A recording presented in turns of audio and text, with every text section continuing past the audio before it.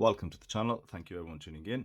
So in today's video, I'm going to be looking at this new brand. It's called K.O.R.E Essentials. And I've had this for a few weeks, and I just got around to actually doing the research for this video a couple of days ago. They're actually not a watch brand. They're not a micro brand. They actually specialize in men's EDC gun belts. So they're all about this tool-like utilitarian items for, the hunter-gatherer man out there.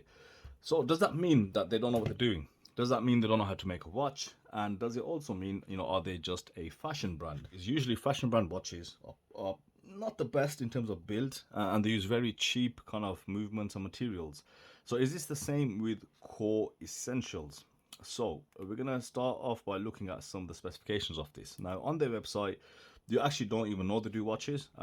Watches is a very small sub menu when you navigate through the site, so I don't think you'd probably be pointed towards a watch if you were visiting them and looking for other things. But I'll tell you something, they do have some really good looking belts. They've got some patented belt technology, and they've actually featured it on this watch strap. So there's a couple of cool things about this watch, which I think would make it a genuine watch, if you will, and not so much fashion brand in my opinion anyway. But it does have a fair few issues as well. So instead of just waffling on, I'm going to go through the specifications first and foremost, and we'll talk about the watch from then on. So in terms of specs, right, you've got a sapphire crystal, which we're pretty used to from a lot of the watches that we look at on this channel. You've also got a 120 click unidirectional diving bezel.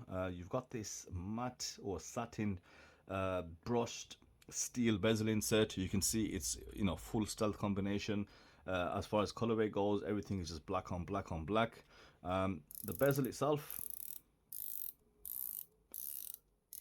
very crisp, smooth rotation, perfect alignment as well. So there's an element of, like they do know what they're doing. The watch in terms of functionality seems to be good enough. You've got a PVD coated steel case. The watch uses a 10 joule Swiss Ronda 5021 chronograph quartz movement. Both pushers are in fact screw down, and as is the crown. And this is where it gets a bit crazy, right? You've got 300 meters of water resistance, so this is kind of aiming to be a dive watch. But on top of that, you've also got a helium escape valve.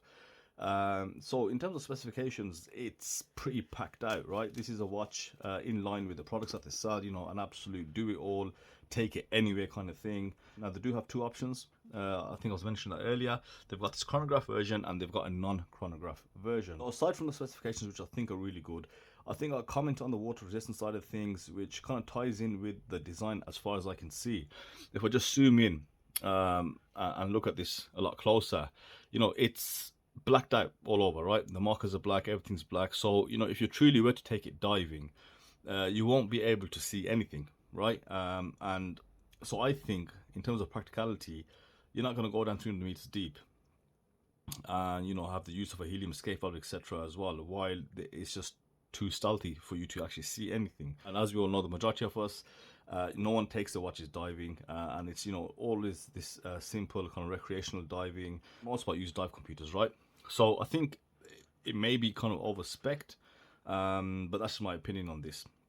Now in terms of dimensions, it is quite a big watch. Looking at a diameter of 44 millimeters with an overall thickness of 13 millimeters, so which isn't too bad. And the lug to lug is just on the edge of being just a bit too long at just 49 millimeters or 50 mil.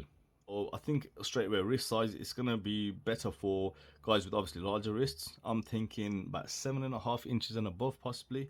I've got a 6.5 inch wrist, and we'll see how it looks on when you do the wrist shot. Now aside from the dimensions, if you just pay a bit more attention to the actual design of this watch, the dial, etc., the setup, I'll take you through.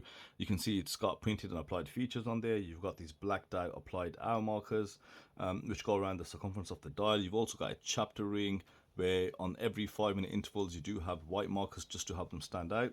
You've got your sub dials at the 3 and the 9 also.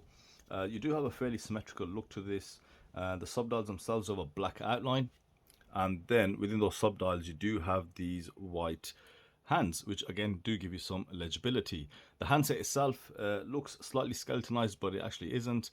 You've just got the white outlines around the style of the hands just to make them again visible. You've got the K.O.R.E logo just at the 12 dead in the center, which is quite a cool logo. I have to give him that. And then you've got sort of the stealth grayed out text just above the 6. And you've also got these similar grayed out markers on the actual bezel. So yeah, again, going for that full stealth sort of combination. You got your date wheel just past the 4 p.m. location, and a black date wheel, so color match date wheel. And you know, assessing all these elements of this watch in terms of the design, the structure, you know, they're not, it's not just a random watch that they've kind of put together. This has been thought out. I think the brand has looked at it from a, I don't know, tool guy point of view, definitely. And they've looked at all these features. And as a watch, as it stands, you know, it's really well built. There's nothing about this watch that makes it come across as cheap or like they don't know what they're doing. Now, another thing which I noticed about this watch, and maybe it wasn't intentional, maybe it was, but the case is very similar to a Seiko Samurai, and that's because of these angular lugs and especially the A face. A Samurai looks more or less exactly the same as that. Got these strong angular facets towards the lugs, and it's not a bad thing because it does look quite cool. Your helium escape valve fits dead center, and the watch isn't too thick. Usually with the escape valves, you do get slightly thicker watches, but as I showed you guys, around 13 millimeters is actually bang on. You can see the brushing through the surface of that PVD coating. And all the angles are very smooth. You know, there's no sharp edges, and you know, when I compare this to some of the newer brands on AliExpress or some brands that when you get in your hand, you clearly know they don't know what they're doing with watches. You know, very sharp in terms of finishing, etc. But this is very smooth. The threading is perfect on the crown and those two pushers as well. Everything works as it should, but to a high degree as well. The strap itself is a dive style strap. It's not FKM rubber, it's a mix between like rubber and plastic, some sort of composite, but it is pretty supple. It's not stiff as we see on some of the other straps, but the interesting thing is about the buckle. It's a very nice buckle. I've never kind of seen this before, and it uses a ratchet style function to secure it. So you can see this tab on the clasp, and the clasp is nicely finished with the K.O.R.E logo. You just pull it back and the watch strap slides out. And on the underside of the watch strap, you've got these little grooves here, which obviously catches that ratchet of this clasp. So that is quite cool, I have to admit.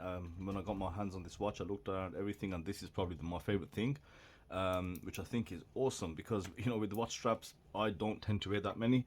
I stick to bracelets just because of the ease of wearing them. But this one, again, taking it on and off is no bother because that ratchet sort of thing mechanism that they got here works amazingly well.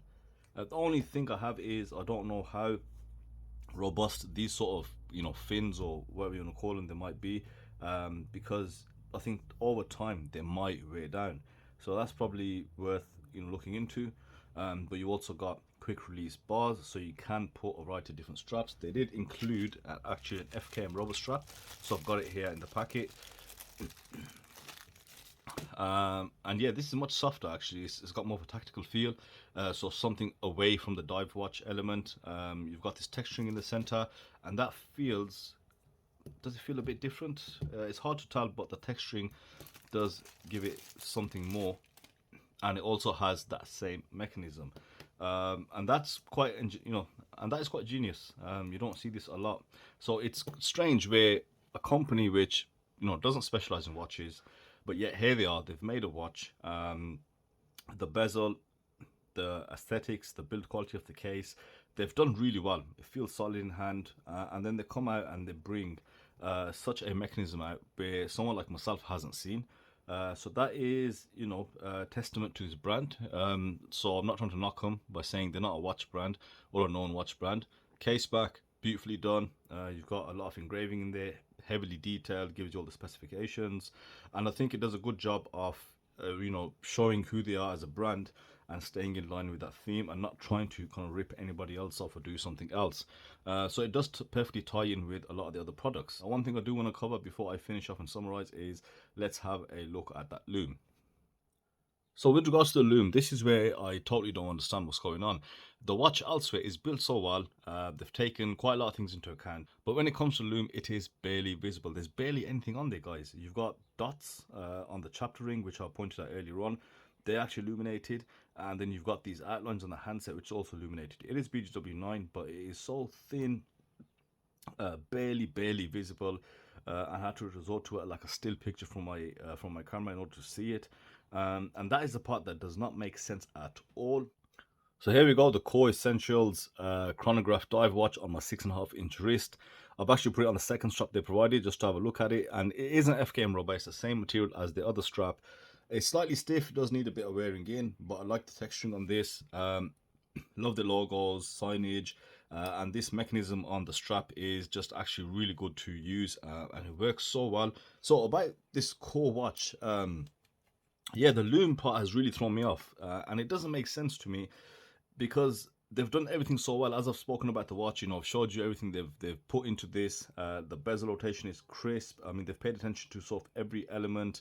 They've signed the crowns, they've signed the case back, they've signed the clasps. So they've ticked all the boxes to be a genuine kind of watch brand. So clearly they do have some kind of understanding about what it takes to make a watch.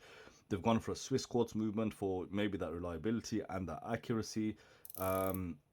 But then they've gone fully stealth and given you 300 meters of water resistance, a helium escape valve, and no loom.